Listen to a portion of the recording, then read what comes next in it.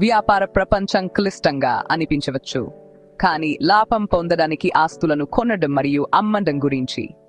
వ్యాపారం చేయడానికి చాలా విభిన్న మార్గాలు ఉన్నాయి.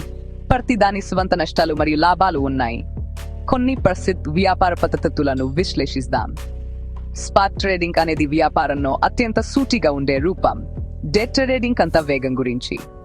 స్వింగ్ ట్రేడింగ్ అనేది పార్కులో స్వింగ్ చేయడం లాంటిది. స్కాల్పింగ్ అనేది అత్యంత వేగవంతమైన వ్యాపార శైలి. వ్యాపార శైలిలను అర్థం చేసుకోవడం విజయవంతమైన వ్యాపారి కావడానికి మొదటి అడుగు.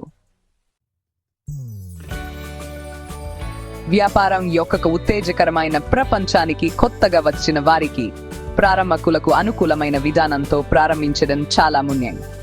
స్పాట్ ట్రేడింగ్ మరియు స్వింగ్ ట్రేడింగ్లను తరచుగా ప్రారంభకులకు మరింత నిర్వహించదగినవిగా భావిస్తారు.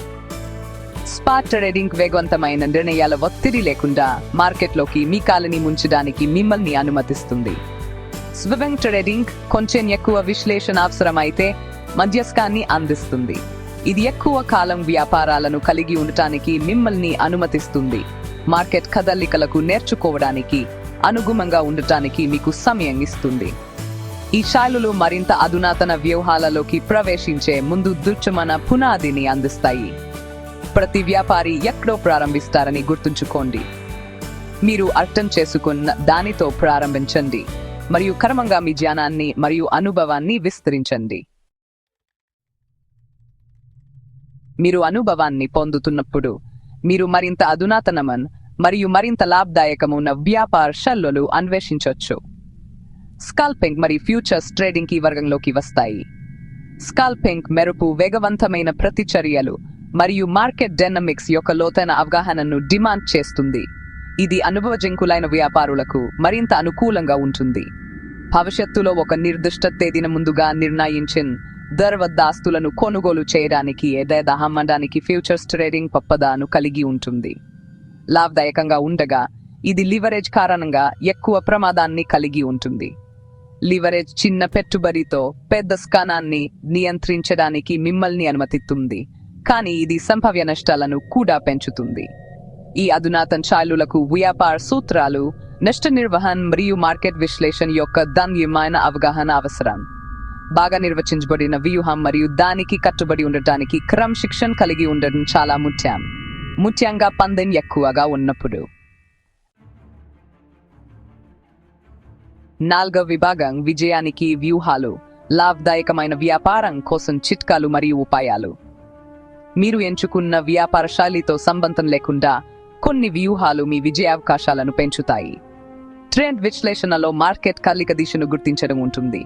ఆస్తి ధర సాధారణంగా పెరుగుతోందా, తగ్గుతోందా లేదా పక్కకు కదులుతోందా? ఈ ధోరణులను అర్థం చేసుకోవడం వల్ల మరింత సమాచారంతో కూడిన వ్యాపార నిర్ణయాలు తీసుకోవడానికి సహాయపడుతుంది. మద్దతు మరియు ప్రతిఘటన స్థాయిలు ధరలకు అంతస్తులు మరియు పైకప్పుల లాంటివి. మద్దతు అనేది ఆస్తి కొనుగోలు ఆస్తిని కనుగొనే స్థాయి. ఇది మరింత క్షీయతను నిరోధిస్తుంది.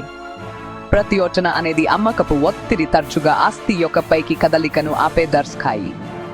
ఈ స్థాయిలను గుర్తించడం వలన మీరు సంభావ్య ధర రివర్సల్లను అంచనా వేయడంలో సహాయపడుతుంది. వాల్యూమ్ లేదా వ్యాపారం చేయబడిన షేర్లు లేదా కాంట్రాక్ట్ల సంఖ్య మరొక కీలకమైన సూచిక. అధిక వ్యాపార పరిమాణం తరచుగా ధర కదలికను ధృవీకరిస్తుంది, అయితే తక్కువ వాల్యూమ్ దాని వెనుక నమ్మకం లేకపోవడాన్ని సూచిస్తుంది. ఈ అంశాలను పరిగణనలోకి తీసుకోవడం ద్వారా మీరు మరింత సమాచారంతో కూడిన వ్యాపార నిర్ణయాలు తీసుకోవచ్చు. విభాగం అసహనం యొక్క ప్రమాదాలు. తొందరపడి వ్యాపార నిర్ణయాలు తీసుకోకుండా ఉండటం. వ్యాపారులకు, ముఖ్యంగా ప్రారంభకులకు అతిపెద్ద ఆపదలలో ఒకటి అసహనం. వ్యాపారం అనేది మారమాండ్ స్ప్రింట్ కాదని గుర్తుంచుకోండి. భావోద్వేగాలు లేదా కోల్పోయే భయం ఆధారంగా తొందరపడి నిర్ణయాలు తీసుకోకుండా ఉండండి. మీ సమయం తీసుకోండి, మార్కెట్ను విశ్లేషించండి మరియు మీ వ్యూహం ఆధారంగా లెక్కించిన నిర్ణయాలు తీసుకోండి. భావోద్వేగాలు మీ తీర్పును కప్పేవద్దు. మీ ప్రణాళికకు కట్టుబడి ఉండండి మరియు ప్రతి మార్కెట్ హెచ్చు తగ్గులను వెంబడించకుండా ఉండండి. వ్యాపారంలో దీర్ఘకాలిక విజయానికి ఓపిక మరియు క్రమశిక్షణ కీలకం. 6వ విభాగం నష్ట నిర్వహణ. మీ పెట్టుబడులను రక్షించుకోవడం. వ్యాపారంలో నష్ట నిర్వహణ అత్యంత ముఖ్యమైనది. ఇందులో మీ మూలధనాన్ని సంభావ్య నష్టాల నుండి రక్షించడం ఉంటుంది. ఒక కీలకమైన నియమం ఏమిటంటే మీరు కోల్పోలేని దానికంటే ఎక్కువ రిస్క్ చేయకూడదు. మీ నష్ట సహన స్థాయిని నిర్ణయించండి మరియు తగిన స్టాప్ లాస్ ఆర్డర్లను సెట్ చేయండి. స్టాప్ లాస్ ఆర్డర్ అనేది ఒక నిర్దిష్ట ధరకు చేరుకున్నప్పుడు ఆస్తిని అమ్మడానికి ఆటోమేటెడ్ ఆర్డర్ మీ సంభావ్య నష్టాలను పరిమితం చేస్తుంది. ఇది మీ వ్యాపారాలకు బీమా పాలసీ లాంటిది. అత్యంత అనుభవజ్ఞులైన వ్యాపారులు కూడా నష్టాలను అనుభవిస్తారని గుర్తుంచుకోండి. మార్కెట్ మీ మార్గంలో వెళ్ళనప్పుడు కూడా ప్రభావవంతమైన నష్ట నిర్వహణలో ఉండటానికి మీకు సహాయపడుతుంది. 7వ విభాగం వ్యాపారంలో వ్యూహం మరియు క్రమశిక్షణ యొక్క ప్రాముఖ్యత. వ్యాపార ప్రపంచంలో శక్తి, వ్యూహం కీలకం మరియు క్రమశిక్షణ అత్యంతం. వ్యాపారం యొక్క ఉత్తేజకరమైన ప్రపంచంలోకి తలదూర్చే ముందు మిమ్మల్ని మీరు అవగాహన చేసుకోవడానికి సమయం కేటాయించండి. వివిధ వ్యాపార శైలులను అర్థం చేసుకోండి. మార్కెట్ విశ్లేషణ యొక్క ప్రాముఖ్యాలను నేర్చుకోండి మరియు నష్ట నిర్వహణ పద్ధతులతో మిమ్మల్ని మీరు పరిచయం చేసుకోండి. మీకు దృఢమైన పునాది వచ్చిన తర్వాత మీ వ్యక్తిత్వం, నష్ట సహనం మరియు ఆర్థిక లక్ష్యాలకు అనుగుణంగా ఉండే వ్యాపార శైలిని ఎంచుకోండి. అందరికీ సరిపోయే ఒకే విధానం లేదని గుర్తుంచుకోండి.